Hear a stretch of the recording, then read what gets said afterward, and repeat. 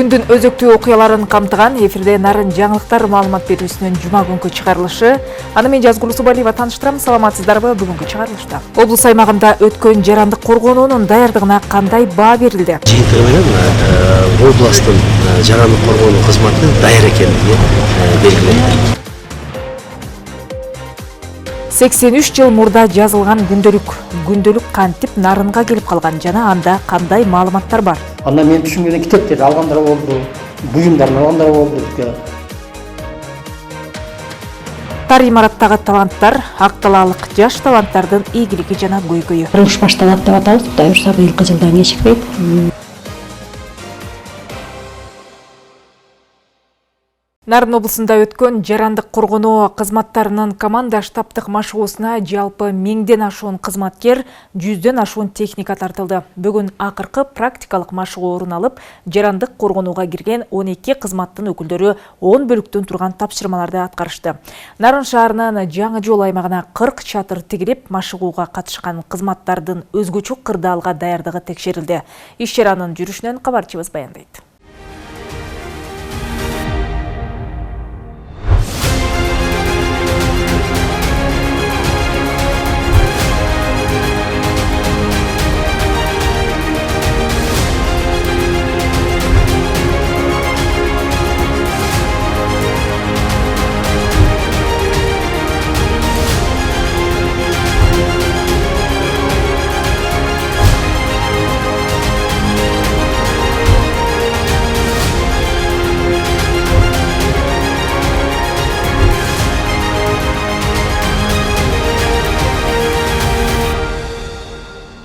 Үч күндөн бери республикалык деңгээлде өтүп жаткан жарандык коргонуу кызматтарынын республикалык деңгээлде машыгуусу бүгүн практикалык иш аракеттер менен жыйынтыкталды. Тапшырмада берилгендей 7 балдык жер титирөөдө көп кабаттуу үйдө калган жарандарды куткаруу, аларга медициналык жардам көрсөтүү жана өрт кырсыктарын чектөө багытында ар бир кызмат өзүнө тиешелүү жумуштарды аткарышты. Ушул машыгуунун жыйынтыгы менен ар бир кызматтын тактап айтканда жарандык коргонуу кызматтарынын ишмердүүлүгүнө жалпы жолунан баа берилет.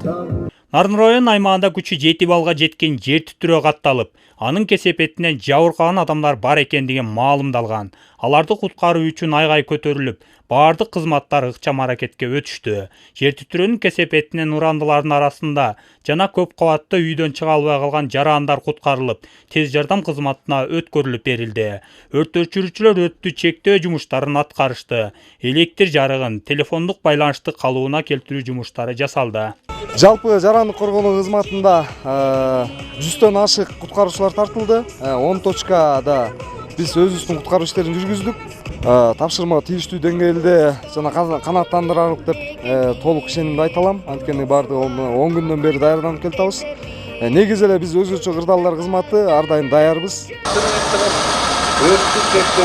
Практикалык иш мерчемден кийин ар бир кызматтын топтогон кору, базасы, техникалары, керектүү жабдуулар менен канчалык деңгээлде камсыз болгондугу текшерилди. Баардык кызматтар керектүү маалыматтарды топтошуп, кем каштарын коңшу облустардан алуу менен толукташкан. Мисалы, медицина кызматында 42 миллион сомдук дары-дармектин кору топтолгон. Нарын обласы боюнча 3000ден ашык медициналык кызматкер тартылды. Бул эми өзүңөр билесиңер, жана легенда боюнча Нарын областында 7 балда жер титирөө болду. Ошого бүгүнкү күнү Нарын областынын медициналык кызматы канчалык деңгээлде даяр экени бүгүнкү күнү текшерилди. Мына бүгүн өзүңүздөр күбө болдуңуздар. Абдан жакшы уюшкандыкта өткөрдүк. Планга койгон медициналык жардамдын баары толугу менен аткарылды. Машыгуу иштерине Кыргызстан Кызыл Ай коомунун Нарын облусунда өкүлчүлүгү да активдүү катышты. Алар тарабынан 4 чатыр тигилип, 50 жаранга гуманитардык жардамдар берилди. Ан бетин арылсын. Эгерде ушундай кырсык болсо, 1000 үй бүлө жанагындай гик наборлор, самун, сумун, полотенце, жанагы бритвенные принадлежности жана башкалар даярбыз. 1000 набор, 1000 үй бүлөгө. Андан сырткары 1000 үй бүлөгө кухонный набор деп коет. Жанагы казан аяк, идиш аяк, ошолор берилет. Жаңы жол аймагына жарандык коргонуу кызматтарынын ишмердүүлүгүн чагылдырып көрсөтүү үчүн 40 чатыр тигилген. Ошондой эле өзгөчө кырдаалдар жаралганда жарандарды көчүрүп убактылуу жайгаштыруу үчүн 1000ден ашуун боз үй бар экени такталган. Андан тышкары өлкө казынасынан аймактык ирилештүүрүнүн аркасы менен айыл өкмөттөрүнө алынган 45 техникалар 8 жердеги дарыянын угун буруу, жээк бекемдөө жумуштарына тартылган. Биз кандай эсептесек ошонун баары тең өз убагында толукталып кармалып турду да. Анан мына атайын шаарчаны көрүп атасыздар. Бул жерде башкаруу пункту жайгашты, штаб ушул жерде жайгашты. Андан тышкары ЭО комиссиянын дагы өзүнчө шаарчасы жайгашып, ал жерде ушу машыгууга реалдуу жакындашкан иш-чаралардын баары ушул жерде жүргүзүлдү. Республикалык деңгээлде өткөн машыгууну өзгөчө кырдаалдар министринин орун басары Урматбек Шамырканов жетектеп, ал машыгуунун жалпы жүрүшүнө өз баасын берди. Анын айтымында машыгууларга канааттандырарлык эмес, канааттандырарлык жана жакшы деген баалоо жүргүзүлөт. Ал эми Нарын облусунда өткөн машыгууга ар бир кызмат өз милдетин жогорку деңгээлде аткарды деген баа берилди. Ар бир кызмат өзүнүн багыты боюнча алып барылган иштери, ошол эки тиешелүү кагаздары, тиешелүү пландары так жана өз учурунда аткарылгандыгы көрүнүп турат. Мен ойлойм, ошол экинин жыйынтыгы менен областтын жарандык коргонуу кызматы даяр экендиги белгиленди. Табигый кырсыктардын алдын алуу, кесепеттерин жоюу максатында уюштурулган республикалык машыгуу өлкө башчысынын 54-ч жарлыгынын негизинде ишке ашты. Анын жыйынтыгында бардык активдүү катышкан кызматтын өкүлдөрүнө өзгөчө кырдаалдар министрлигинен президенттин Нарын облусунда ыйгарым укуктуу өкүлүнүн жогорку сыйлыктары тапшырылды. Максат Абдыракунов, Жолдошбек Курманбеков, Нарын жаңылыктары. Жогорку кеңештин төрагасы Нурланбек Тургунбек уулу Россиядагы иш сапарынын алкагында Санкт-Петербург шаарындагы мекенене монументине гүл чамбар коюу аземине катышты. Парламенттин басма сөз кызматынан билдиришкендей, төрага көз карансыз мамлекеттер шериктештигине мүчө өлкөлөрдүн парламенттеринин жетекчилери менен бирге улуу атамекендик согуштун курмандыктарын эскерип, Ленинград шаарын коргоого катышкан кыргызстандык жоокерлерге арналган эскерүү тактасына да гүл койду. Кошумчалай кетсек, бүгүн Санкт-Петербург шаарындагы көз карансыз мамлекеттер шериктештигине мүчө өлкөлөрдүн парламенттер аралык ассамблеясынын 58-чи пленардык жыйыны өттү. Жыйындын алкагында уюмга мүчө мамлекеттердин парламенттер аралык байланышына тиешелүү маселелер талкууланды.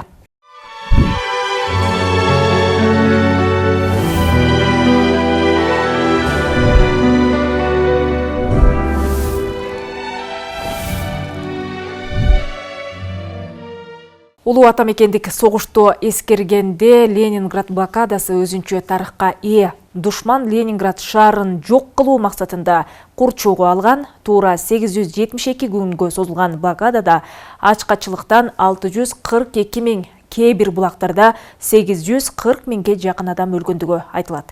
Мына ушундай апат күндөрдү башынан өткөргөн Ленинграддын жашоочусунун жазган күндөлүгү азыр Нарын облустук тарых музейинде сакталуу. Күндөлүк кантип Нарынга келип калган жана анда кандай маалыматтар бар, Лариса Калдыбаева кызыгып көрдү. 16 апрель 1942 жыл. Мен бүгүндөн баштап күндөлүк жаза баштадым. Күн жылып, асман ачык. Ленинград жанданды. Кечээден трамвай жүрө баштады. Бул биз үчүн аябай кубанычтуу. Мамам экөөбүз трамвайга түшүп, билетин сактап койдум. Эми таза суу эртерээк чыкса болбойт беле. Мына ушундайча башталган күндөлүк баяндары окуган адамды андан ары жетелейт. Ошол учурда душмандын курчоосунда калган шаар тургундарынын аргасыз күндөрүн көз алдыга таамай тартат. 25 апрель 1942 жыл. Мамам магазинден жаңы жумуш тапты. Сережадагы биздин үйгө түнөгөнү келди. Люсканы 1 майга чейин балдар үйүнө кетирсек, бизге тамак алууга 2 ашык талонубуз болот экен. Ошентсек дагы жашай турабыз. Уктайынчы эртерээк, антпесем тамак ичким келе берет. Сегодня решил начать вести дневник. Ошондой эле күндөлүктүн айрым барактарында бүгүн биздин үй бүлөгө 25 грамм чай, 400 грамм туздалган балык, 1,5 литр пиво берилди деп сүйүнгөн маалыматтар да бар. Тарых үчүн мындай баалуу мурастын Нарындагы музейге буйруп калуусу өзүнчө бир окуя. Катардагы Нарын шаарынын тургуну Тойгонбай Жаанбаев 1977 жылдары азыркы Санкт-Петербург, ал кездеги Ленинградта 15 жылдай окуп иштеген. Кубаттуу корабльдарды курган айтылуу Балтика кеме куруучу заводунда иштеп жүргөндө аскердик патриоттук клубунда мүчө болгон экен. Ал клуб 1984 жылы 23 февралга карата 82 жаштагы Ленинград блокадасынын катышуучусу менен жолугушуу уюштурган. Бардыгы ошентип башталды. Биздин клубка өзүнүн ошо блокадага катышкан кишилердин буюмдарын, китептерин, жана башка немелерин берди да, ошонун ичинде бул да бар болчу. Анан биз бүткөндөн кийин эртеси күнү баягы 23 февраль майрамда, анда 2 күндөн кийин кайра чогулуп, анан тиги биздин жетекчи бар да, клубду башкарган. Анан буга берген белектерди бизге бөлүштүрүштү. Анан ошондо бизге эже белекти тапшырганда баарыбызга 10 киши бар да. Анан мага ушунусу келди. Мага ушуну беришти да. Атайлы эле беришти. Толик сен эми сырттан келдиң, Кыргызстанга кетесиң, барып ошол жашайсың да. Анан эстелик болсун деп, анан ушуну берип, мага ушуну алдым. Андан мен түшүнгөндөн китептерди алгандар болду, буюмдарын алгандар болду бизге.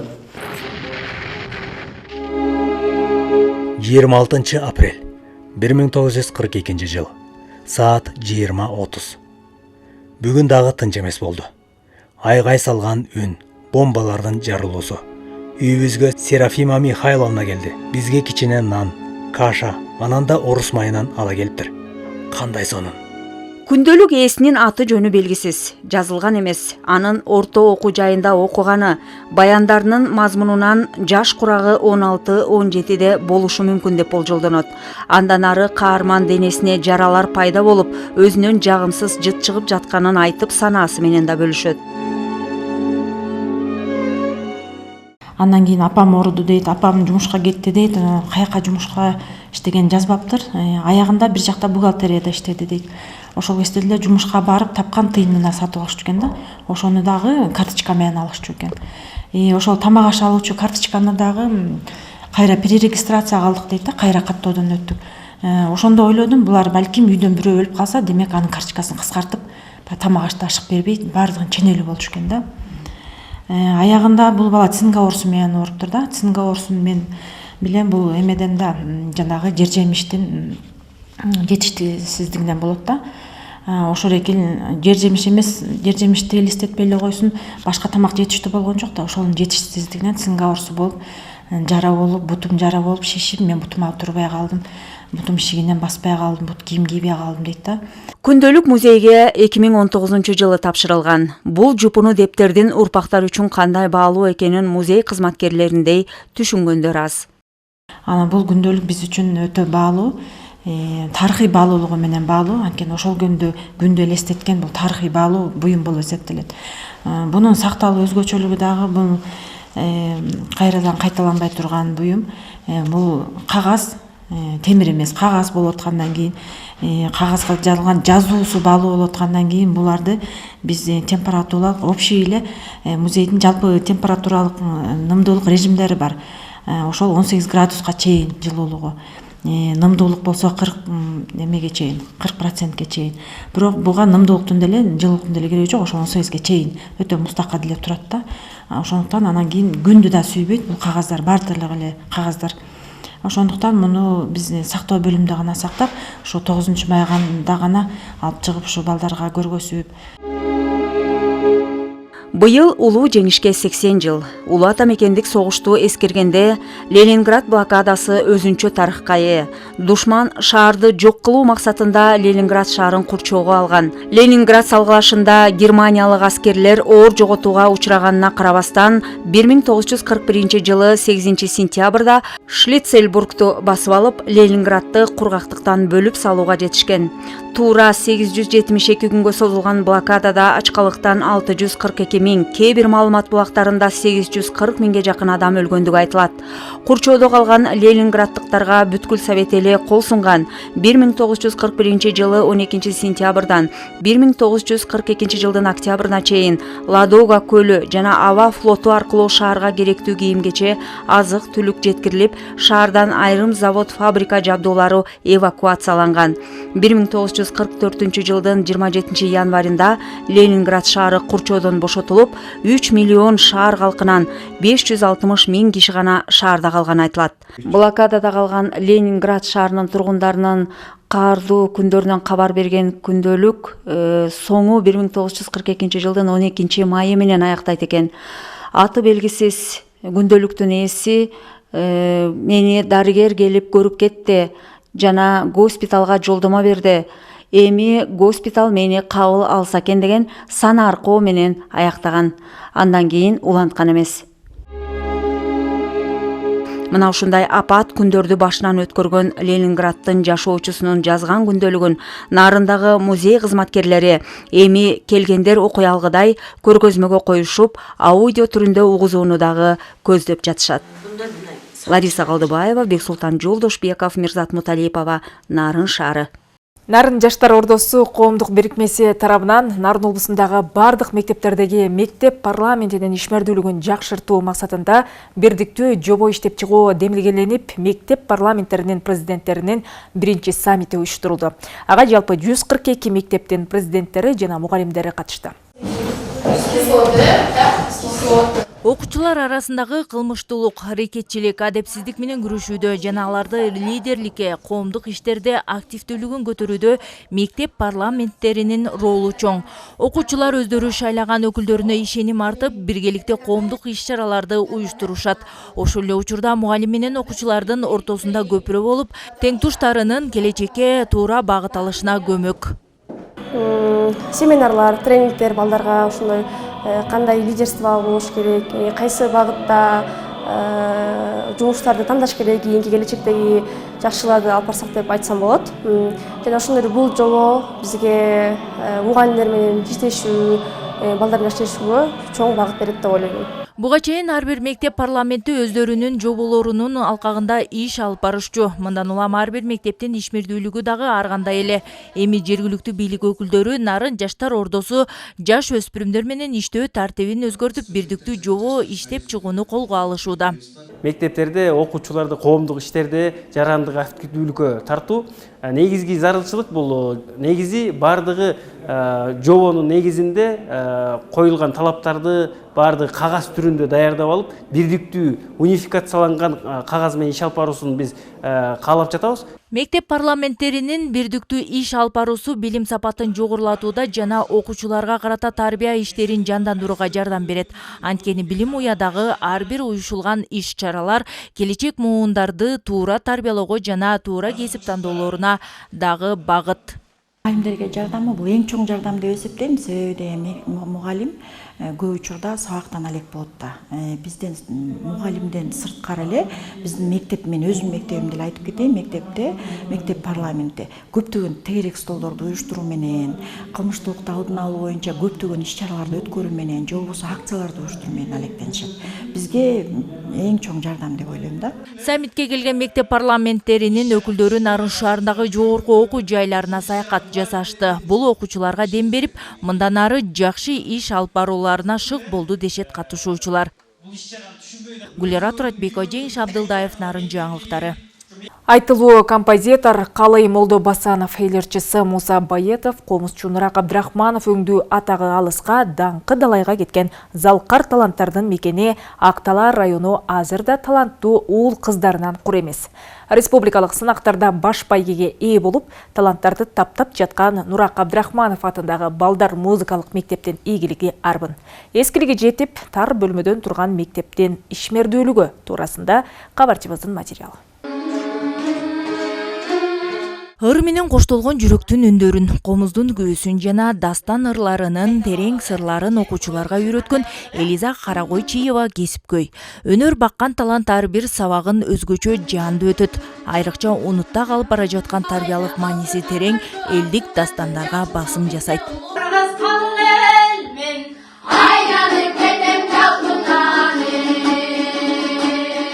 Азыр окуучулар менен замана ырын жана эл жөнүндө термени иштеп жатышат. Өткөн жылы Атене деген ыр менен республикалык каргоо сынакта баш байгеге ээ болуп кайтышкан. Бул жылы дагы мыкты даярдык көрүп жатышат. Башынан эле кыргыз элибиз бул көрөнгөлүү экен. Өздөрү эле көмөкөй менен ырдап, эч кандай окубастан эле туура ырдачу экен да. Ырлар дагы ушундай обондору өтө мындай жүрөгүңө мындай таасирлентип ушундай болгон обондор. Ошолордон биз сабак алып үйрөндүк эжеден. Устат шакирт деп коет го. Анан ошо шакирттериме үйрөтөйүн деп буюрса мен деле колуман келген аракетибизди кылып атабыз буюрса. Ушул жылы эле Эльза Карагочева Эльза эже мени даярдап, ошо шаарга көз жаңырыгы деген конкурска барып, ийгиликтүү баш байгени алып келдим. Ал жакта Атенеңди сыйлай жүр деген чыгарманы аткарып, буюрса ушундай жакшы ийгиликтерди жеттим. Адемия Рыспекова музыкалык мектепте билим алып жатканына 4 жыл болду. Комузда кол ойнотуп, сахнада ыр ырдаган өзүнө жагат. Келечекте актала таланттарынын катарын толуктаган белгилүү ырчылардан болсом дейт. Өзүм аябай кызыкчумун, кичинекей кезимден телевизордон комуз күйсү угулуп атса барып чертип аткан болуп, мындай элестетчүмүн да. Анан ошо 4-классымда музыкальный школага тапшырдым. Бизге чыгармаларын, өзү билген чыгармаларын үйрөтүп, азыр ошо Дастандан эл жөнүндө терме деген чыгарманы чертип атабыз. Кыялкеч өспүрүмдөрдү өнөргө үйрөткөн билим уяда балдар үчүн толук шарттар деле жок. Эскилиги жеткен имаратта бөлмөлөр тар жана караңгы. Ошентсе дагы Акталадагы бир дагы маданий иш-чаралар балдардын ыр бийлерсиз өтпөйт. Таланттуу балдар үчүн мектептин жаңы имараты бул жылы салынары күтүлүүдө. Анан ошондон бери ушул мектепти жаңыртуу аракеттери көрүлүп атып, Кудай буйрса мына биздин президентибиздин, депутаттарыбыздын, биздин администрациянын жардамы менен ушул курулуштун тизмесине кирип, быйыл тендерге кирилди. Анан эми жакынкы учурда ушу куруучулар кирип калса, тарталгандан кийин курулуш башталат деп атабыз. Кудай буйрса быйылкы жылдан кечикпейт. Мектепте фортепиано, комуз, баян жана аккордеон музыкалык аспаптарын 120 окуучу үйрөнүшүүдө. Аймактагы музыкалык билим уяда кадрдык жетишсиздик бар. Гүлера Туратбекова, Бексултан Жолдошбеков, Нарын жаңылыктары.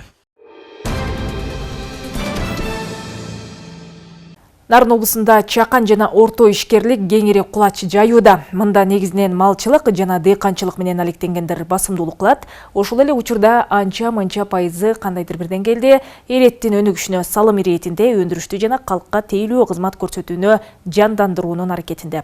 Алардын бири Бактыбек Жумамамбетов өз айылынын мыкты өтүкчүсү. Анын бут кийимдерин жасоо цехине биздин чыгармачылык топта баш баккан.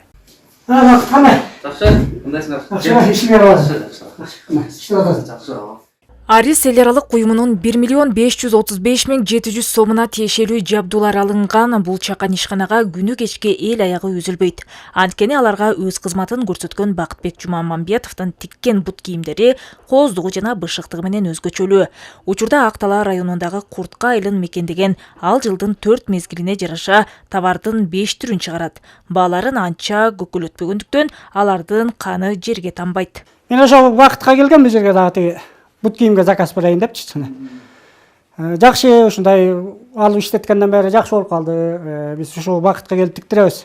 Бут кийимдер сапаттуу, таза материалдан жакшы тигет. Ушундай ишкана керек окшойт айыл. Айылга керек болчу, мына ачып алып дагы жакшы болду. Башталып иштеп атат арасы. Жакшы. Ошондой эле кичимекени туристтик каттамдын боюнда жайгашкандыктанбы Бактыбек мырзанын товарларына чет өлкөлүктөр да көз артышууда. Андыктан ал өз ишкерлигин артыраптуу өнүктүрүүгө далалатын жасап, өндүрүшүн кеңейтсемби деген кыязда шакирттерин үйрөтүүдө. Эгер көздөгөндөрү жүзүгө ашса, айылында бирин-экин жумуш орундары түзүлмөк.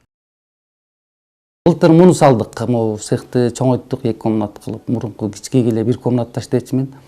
97-жылы салгам аны. Былтыр муну ушу Арис долбоорун менен могу станокторду алып беришти. Анан азыр чоңойттук, эми оженге бир өзүбүзчө ошо быйыл дүкөн салып, жалаң ошо өзүмдүн тиккендеримди ошо магазинге кылып өзүмчө дүкөн ачайын деген оюм бар.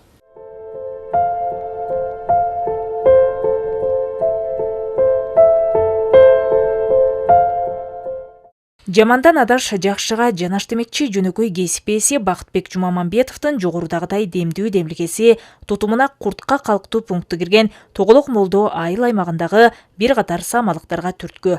Дробилка орнотолду атабыз, таш дробилкасын. Андан сырткары ушу цементни чыгара турган кольцолорду чыгаралы деп ошо муниципалдык ишкана менен биргеликте ушул иштерди алып барган атабыз. Андан сырткары ушул азыр жашыл долбоор деп дагы ишке кирип атат. Ушу менен ушу алмабактарды, мөмө жемиштерди тийүүгө аракеттерди көрүп атабыз бүгүнкү күндө. Колдогу маалыматтарга таянсак, Теңир Тоо жергесинде ишкерликти колдоо жана туруктуу жумуш орундарын түзүү кызыкчылыгында өткөн жылы өндүрүш жана кайрыштетүү багытында 99 чакан ишкана ачылган. Мунун натыйжасында 1237 адис иш менен камсыз. Жазгул Зубалиева, Айдын Төлөбек уулу, Жеңиш Абдылдаев, Нарын жаңылыктары. Ушуну менен Нарын жаңылыктар маалымат топтому соңуна чыгат. Алдыдагы эс алуу күндөрүңүздөр көңүлдүү улансын. Саламатта калыңыздар.